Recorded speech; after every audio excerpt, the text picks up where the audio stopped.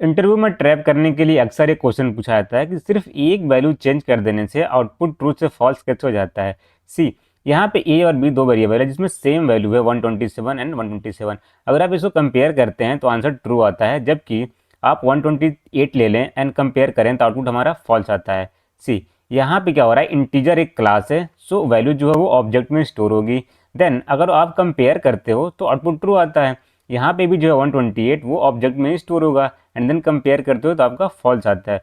वो इसलिए आता है क्योंकि इसके पीछे रीजन होता है इंटीजर कैसे। इंटीजर कैसे में क्या होता है, फ्रिक्वेंटली यूज डेटा स्टोर होती है। सो जेबीएम इंटरनली क्या करता है, जो भी इस रेंज में इंटीजर ऑब्जेक्ट होता है 128 से 127, उसको पहले से ही स्टोर कर लेता है ऑब्जेक्ट के फॉर्म में। एंड देन जब भी आप क्रिएट करते हो कोई ऑब्जेक्ट तो नया ऑब्जेक्ट क्रिएट नहीं करता, वो इसी को रीयूज कर लेता है।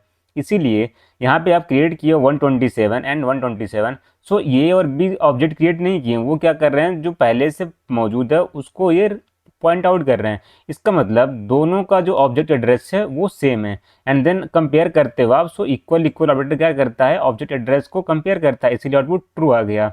128 में क्या हो रहा है, वो इस रेंज से बाहर है, सो यहाँ पे क्या हो रहा है, दो ऑब्जेक्ट क्रिएट हो जा रहा है एंड देन जब आप कंपेयर कर रहे हो तो आउटपुट हमारा फॉल्स आ रहा है। सो क्वेश्चन आता है कि सिर्फ यही रेंज क्यों डिसाइड हुआ।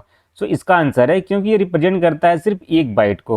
एक बाइट में जो है 8 बिट होता है, अगर आप पावर टू दी 8 करोगे तो वैल्यू हमारी 256 वैल्यू आएगी। तो टोटल हमारे पास 256 नंबर निकलते हैं इस रेंज में। अगर हम बात करें कोड में, सी हमारे पास एक कोड है जिसमें हम 127 वैल्यू ले लिए हैं। अगर इसमें कंपेयर करते हैं, अगर इसको मैं रन कर दूं तो आउटपुट हमारा ट्रू आ जाएगा। अगर मैं इसको ए डॉट इक्वल्स बी कर दूं तो इक्वल्स क्या करता है, कंटेंट को कंपेयर करता है। सो अगर मैं इसको रन करता हूं तब भी आउटपुट ट्रू ही आएगा। सी नाउ अगर मैं यहाँ पे 128 कर दूं, 128 कर दूं एंड यहाँ पे मैं ए इक्वल इक्वल बी कर दूं एंड देन रन करूं तो आउटपुट क्या आ गया, फॉल्स आ गया। लेकिन अगर मैं ए डॉट इक्वल कर दूं, जो कि बी कर दूं, यहाँ पे ए डॉट इक्वल बी कर दूं, देन हमारा क्या करेगा, कंटेंट कंपेयर करेगा एंड देन इसका आउटपुट क्या आएगा वो आपको कमेंट सेक्शन में बताना है।